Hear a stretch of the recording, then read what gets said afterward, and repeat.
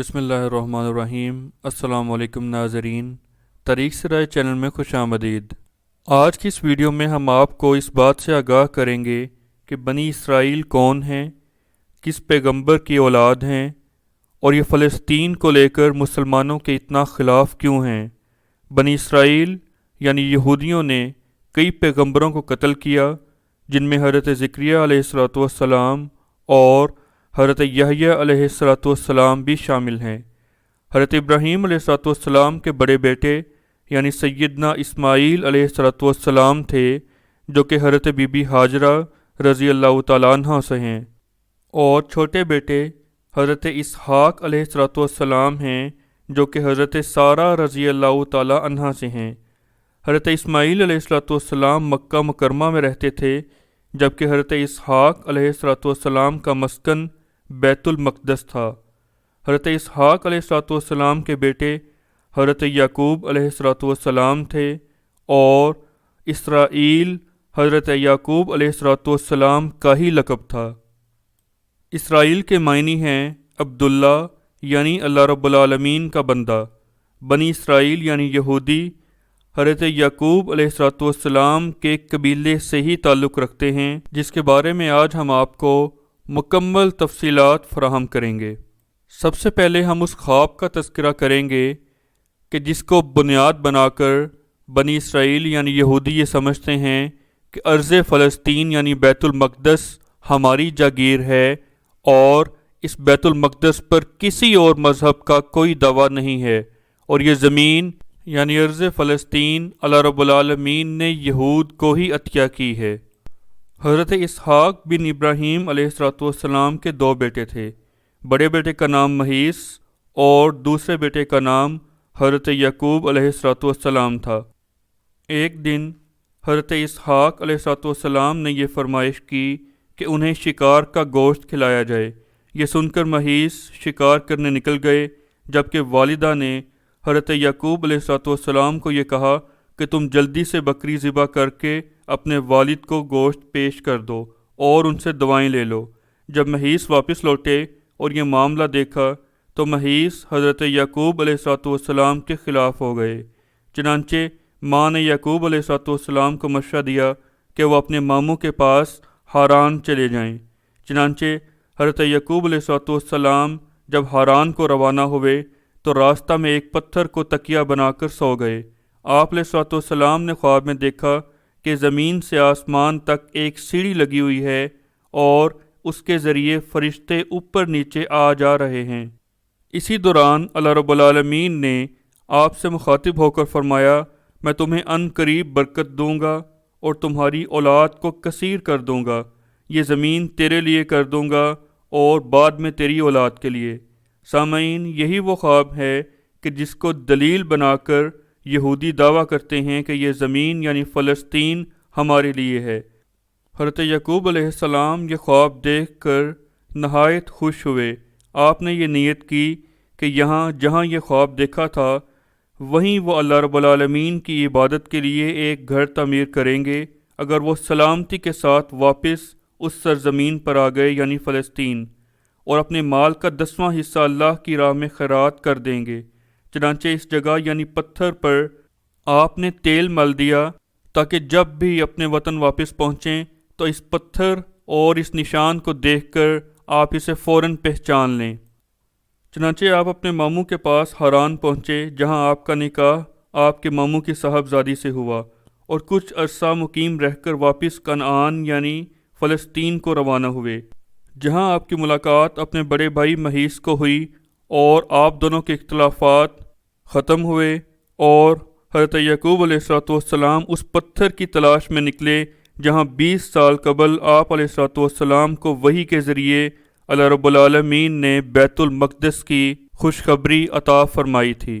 قصہ مختصر کہ آپ علیہ السلام نے وہ پتھر تلاش کیا اور اسی جگہ اللہ رب العالمین کا گھر تعمیر کیا، جسے آج پوری دنیا بیت المقدس کے نام سے جانتی ہے۔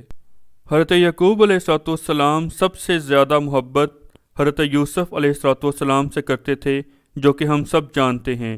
حضرت یوسف علیہ السلام جب مصر کے بادشاہ بنے تو فلسطین میں قحط کے وقت حضرت یوسف علیہ السلام نے اپنے تمام بھائیوں کو فلسطین سے بلا کر مصر میں آباد کروایا۔ حضرت یعقوب علیہ السلام کے کل 12 بیٹے تھے۔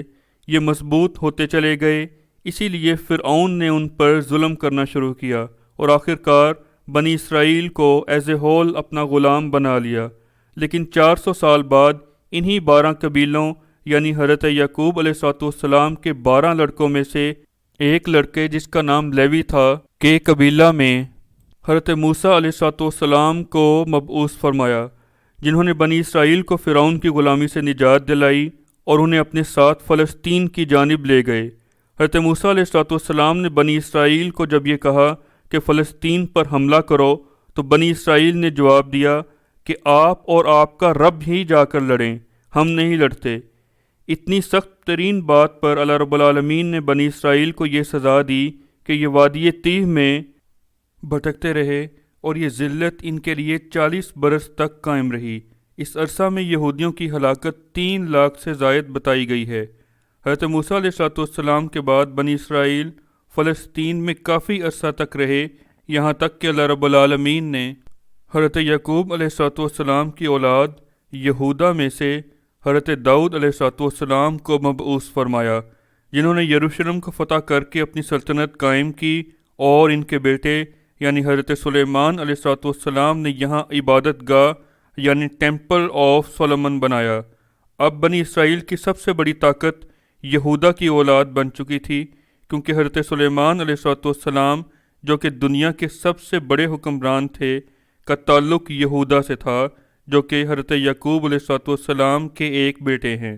بنی اسرائیل یعنی حضرت یعقوب علیہ السلام کے 12 بیٹوں کے قبائل آپس میں لڑتے مرتے رہے، لیکن 2 قبیلے یعنی یہودا اور بنیامین ہمیشہ اکٹھے رہے، جو کہ بنی اسرائیل کا ایک چھوٹا سا حصہ ہیں، اور یہی دونوں قبائل یہودا قبیلے کے نام یعنی یہودا کی سرداری کی وجہ سے یہودی کہلائے۔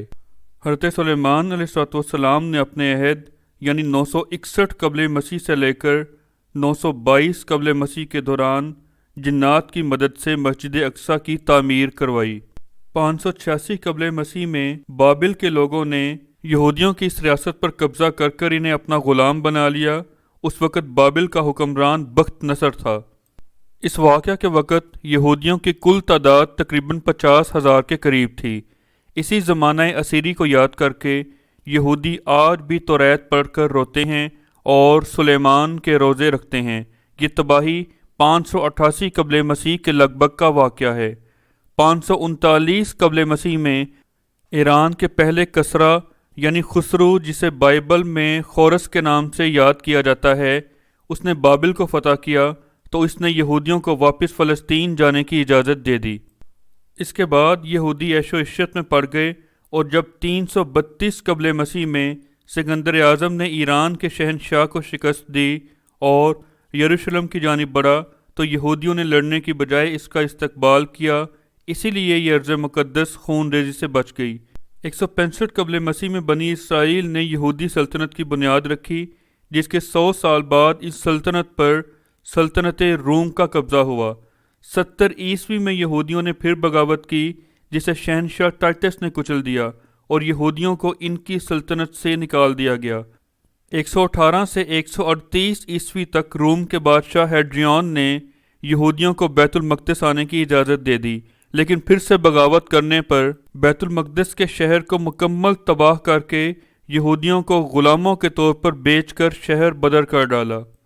614 سے لے کر 624 عیسوی تک فلسطین پر ایرانیوں کی حکومت رہی اور انہوں نے یہودیوں کو عبادت کرنے کی کھلی چھٹی دے رکھی تھی۔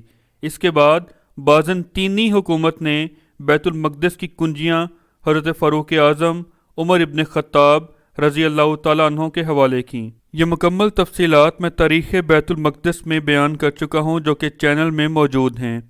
مختصر یہ کہ حضرت عمر رضی اللہ تعالیٰ عنہ کے دور سے لے کر یعنی 637 عیسوی سے لے کر 1099 عیسوی تک بیت المقدس اسلامی حکومت کے زیر نگین رہا۔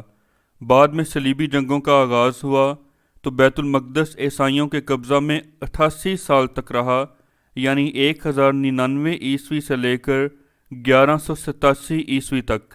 اس کے بعد 1187 عیسوی سے لے کر 1948 عیسوی تک بیت المقدس مسلمانوں کے زیر حکومت رہا۔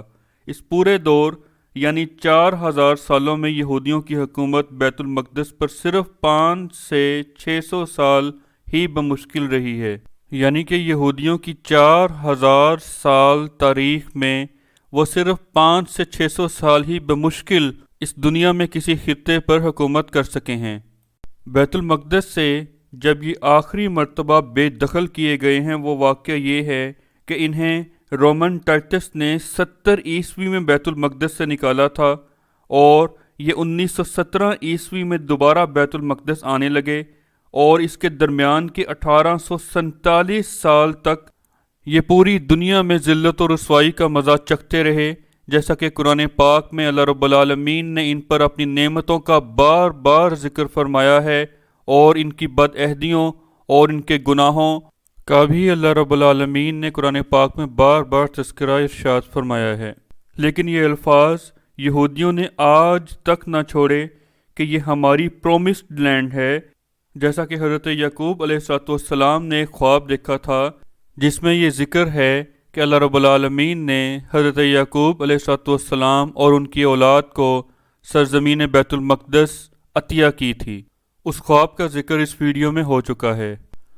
یہاں تک کہ برطانیہ نے 1917 عیسوی میں نومبر کے مہینے میں بالفور ڈکلیریشن ایشو کیا، جس کے مطابق یہودیوں کو ایک قومی سلطنت فلسطین یعنی بیت المقدس میں قائم کرنے کی اجازت دے دی گئی۔ اس کا مطلب یہ ہے کہ دنیا میں جگہ جگہ بسنے والے یہودی ایک قوم ہیں، اور انہیں یہ حق حاصل ہے کہ وہ ارض مقدس یعنی فلسطین جا سکیں۔ یہ بالفور ڈکلیریشن کا خلاصہ ہے۔